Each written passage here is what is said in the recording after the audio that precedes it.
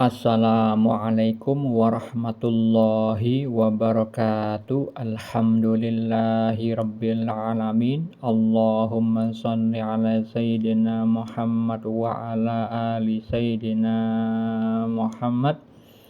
Saya bagikan kisah mimpi tentang seorang murid yang kurang menghargai guru spiritualnya.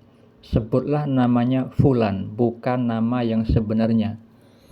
Fulan bermimpi sedang mengikuti pelajaran olahraga bersama banyak murid dan satu guru. Gurunya salah satu public figure yang terkenal, sudah bisa dilihat YouTube, cuman ini skenario yang Allah tampakkan, bukan berarti gurunya tersebut di dalam kehidupan nyata. Namun Anda akan jelas visual mimpi ini bermakna apa setelah nanti saya jelaskan. Ketika Fulan itu sedang berada di lapangan sekolah SMK di Jawa, Fulan posisinya sedang bermain lempar lembing. Cuman berbeda, sesuatu yang dilempar itu memakai bola baseball. Gurunya, seorang public figure yang Allah visualkan di dalam mimpi itu, menunjuk si Fulan untuk melempar bola tersebut. Lemparan pertama dan kedua itu melewati garis dan guru itu bilang bagus.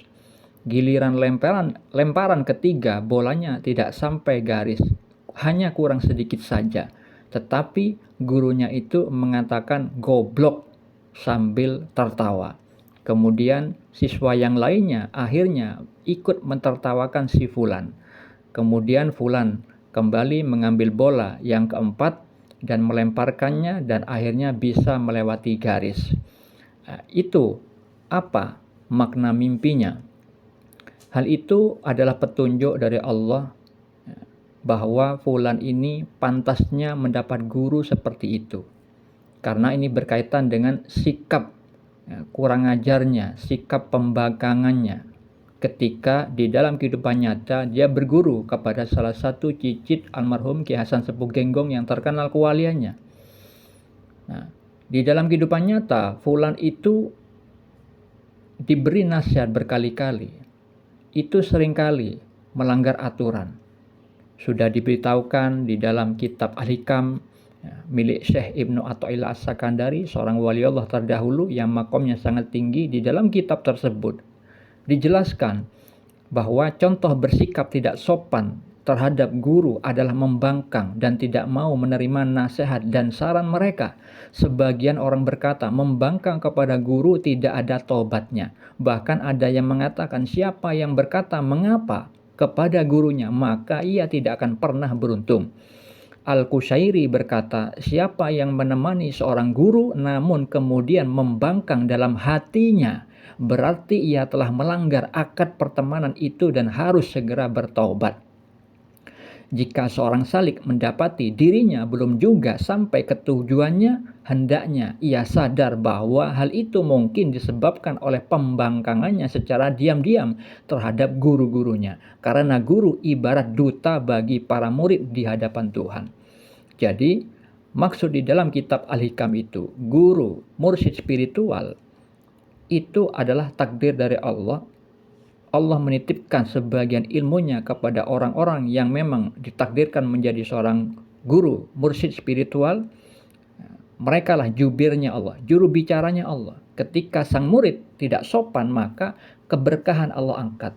Orang tersebut bisa saja tidak wusul, tidak sampai, tidak makrifat kepada Allah karena pembangkangannya terhadap gurunya. Nah, itu inti nasihat dari kitab Al-Hikam milik waliullah. Dan Fulan sudah diingatkan sampai 2 kali tentang kitab ini.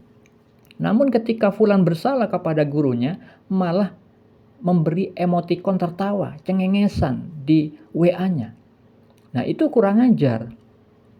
Karena kalau misalkan yang namanya orang bersalah, akalnya itu sehat, itu tidak akan tertawa ketika bersalah. Justru menyesali. Karena apa? Allah menyatakan kepada walinya, timbanglah makrifatmu dengan penyesalanmu. Yang maknanya seseorang benar-benar mengenal Allah, kualitas ma'rifatnya itu tergantung rasa penyesalannya ketika dia bersalah. Tetapi ketika orang itu bersalah tapi cengengesan, berarti dia tidak ma'rifat kepada Allah, tidak ada malunya, tidak ada penyesalannya. Ya. Nah, ini terhadap gurunya, kurang mengenal siapa gurunya. Padahal guru yang murid yang lain ketika itu diberitahukan oleh Allah tentang kedudukan si mursyid ini, bahwa murid yang lain bermimpi tentang mursyidnya yang dimiliki si fulan, sama-sama bermursyid yang sama orangnya, itu bermimpi bahwa mursyidnya itu berada di ketinggian langit sedang berkhutbah dan disaksikan Nabi Muhammad SAW. Di bumi, muka bumi, banyak orang-orang yang mendengarkan khutbah dari mursyidnya tersebut. Itu dimimpikan oleh murid yang lainnya. Ketika murid yang lainnya itu bisa terbang kepada mursyidnya, mendekat, kemudian mursyidnya itu berkata, ya, di sini ada Rasulullah. Akhirnya murid yang lain itu mundur, malu, menempati kedudukan yang dekat dengan mursyidnya. Artinya mursyidnya si fulan maupun murid yang lain itu, orang yang sama, itu memiliki kedudukan yang tinggi di sisi Allah dan dekat kedudukannya dengan Nabi Muhammad SAW. Nah, kalau misalkan kedudukan spiritualnya dekat dengan Rasulullah, itu berarti apa? Anda bagi para pencari Tuhan, pejalan, pesuluk, itu pasti memahami maksud saya. Ketika di mimpi yang lain, seorang murid bermimpi mursyidnya itu memakai jubah, memakai sorban. Terus di mimpi yang lain, mursyidnya itu lagi berada di majelis taklim yang megah. Bukan majelis ilmu yang kecil, tapi megah, itu berarti besar. Dan diperlihatkan di visual itu adalah calon penghuni surga visualnya.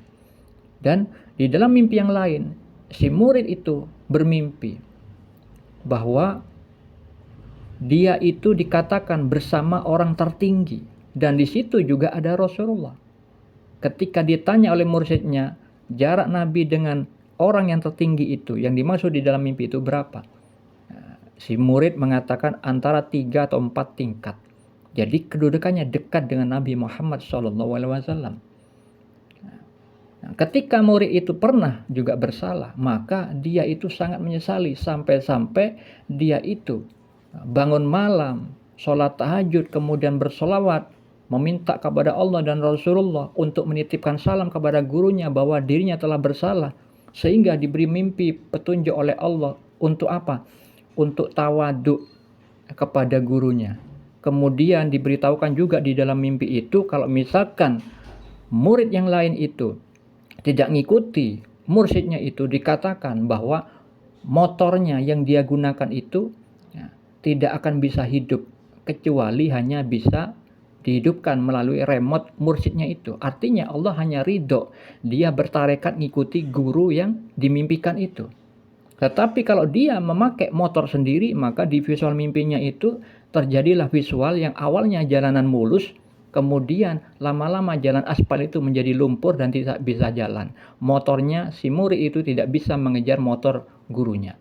Nah, itu dialami murid yang lain. Akhirnya ketika taubatnya benar-benar kepada Allah, kesungguhannya diberitahukan oleh Allah melalui kolbu si mursyid, kemudian baru murid itu dapat pengajaran lagi. Sedangkan si fulan yang sekarang saya ceritakan itu masih didiamkan oleh mursyidnya. Karena apa? Mursyidnya mengetahui bahwa ungkapan penyesalan di tekstualnya itu belum dirasakan oleh si mursyid. Orang ini mengucapkan maaf hanya di tulisan saja, tapi belum benar-benar bertaubat kepada Allah. Makanya di mimpinya itu Allah memberitahu dengan adanya visual, si fulan ini pantasnya mendapat guru yang suka mengata-ngatai muridnya, padahal si fulan itu bisa melakukan 2 lemparan yang baik, tapi 1 kesalahan saja, sedikit saja dikatakan goblok dan ditertawakan di depan muka umum. Nah, guru itu tidak menghargai perbuatan si fulan, sama perbuatan si fulan tidak menghargai gurunya di dalam kehidupan nyata. Nah, itulah balasan dari Allah melalui mimpi yang dialami fulan, supaya apa? Dia tahu diri bahwa siapa yang dihadapinya di dalam kehidupan nyata. Semoga bermanfaat. Assalamualaikum.